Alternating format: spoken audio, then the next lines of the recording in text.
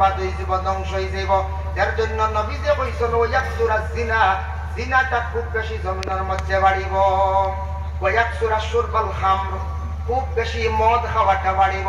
মদ এখন বাড়ছে না, বাড়িছে, খুব বেশি মদ বাড়িছে। ওয়াকিল্লুর রিজাল, জমিনের মধ্যে মানে পুরুষের সংখ্যাটা কমে যাইবা, মানে ছেলে সন্তান জন্মগ্রহণ কম করবা। ওয়াকসুরান নিসা, আর মহিলা হল খুব বেশি জন্ম হইবা। কিয়ামতের আগে পুরুষের সংখ্যা কমে যাইবা, মহিলাদের সংখ্যা বাড়ি যাইবা। ওয়াকসুরান নিসা হাত্তা ইয়াকুনা লি50 ইমরাতাল কাইয়ুমুন ওয়াহিদ, ওলা পুরুষ হল কমবা দিনে দিনে, মহিলা হল বাড়তে বাড়তে ওলা বাড়িবা মহিলা হল। মহিলা হলর লাগি জামাই পাওয়া যাইতো না, একটা ছেলের সঙ্গে প্রায় 50 জন মহিলা মোকাবিলা হইবা, মানে এক ছেলের সঙ্গে 50 জন মহিলা বিবাহ দিতে লাগবে বলা এক সময় আসবো। এগুলা নবী যে ভবিষ্যৎবাণী আলামতে কিয়ামত গুলা কইয়া গেছেন। যার জন্য আল্লাহ বান্দাগান, এর জন্য বর্তমান সময় ইলমের গুরুত্ব যেটা দুনিয়ার জমিন থেকে কিছু কমে গেছে গিয়া, এর জন্য ইলম বিদায় হয়ে যায়। আমাদের দেশে অনেক মসজিদ হল আছে, মসজিদের বেতনগুলো আমরা বেশি বাড়াইতাম পারি না, বড় জবর হয়ে যায়। আমরা মসজিদে উপযুক্ত আলিম হল রাখতাম পারি আর না।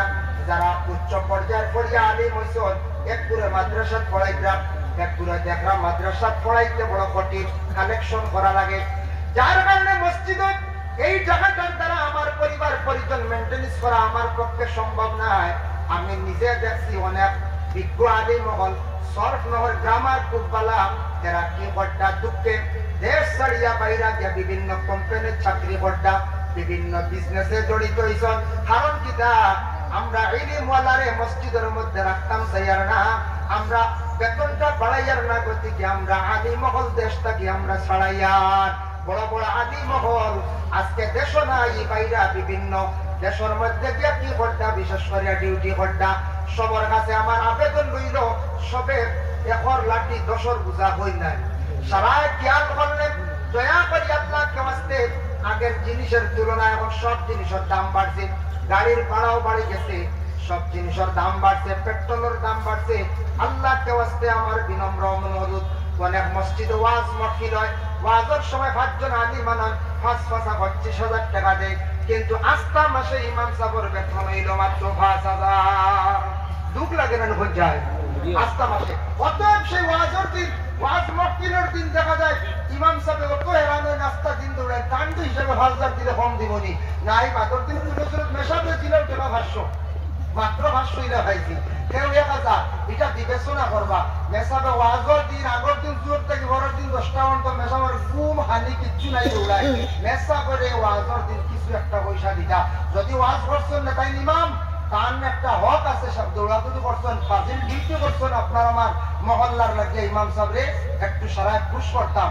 আর দ্বিতীয় নম্বর হইল ইমাম সাহেব আপনার বেতনের প্রতি বকিলতা করেন না জানি। ইটা বকিলতার থাকি আমরা বাচ্চারা বাদে মানুষের পড়িতে না বলবা মসজিদের মেসার বেতন সহায়, আমি না পড়িতাম না বাবা, আমারে আপনি এলএলবি করাবেন কইবাই না বুঝায়।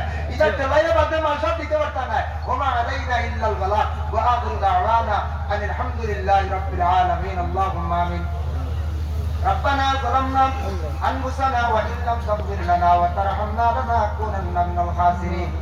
আল্লাহ গভীর রাত আপনার মায়ার বন্ধ, আপনার আমি গুনাহগারের দোকান হাত বাড়াইছি। আল্লাহ যা আলোচনা করলাম কবুল ফরমাও, আমি কোনওয়ালা শূন্যওয়ালা তামাম আমল করবার তৌফিক দাও। আল্লাহ আমরা সব কিবলার হায়াত দারাজ ফরমাও। ইয়া আল্লাহ বড় সব কিবলার হায়াত দারাজ ফরমাও। আমরা সিলসিলার বুজুর্গানের দিন অগলর দরজার বুলন্দ করো ইয়া আল্লাহ। যত মানুষ ইয়া আল্লাহ এই সিলসিলায় আছেন ইয়া আল্লাহ, আজকে বড় আশা করি অনেক মানুষ আইছেন সাত বাড়িয়া গড়া গড়ি বাইতরা, কোন মানুষের আপনি খালি হাতে ঘুরাইয়া আপনার সাথে দিও না ইয়া আল্লাহ।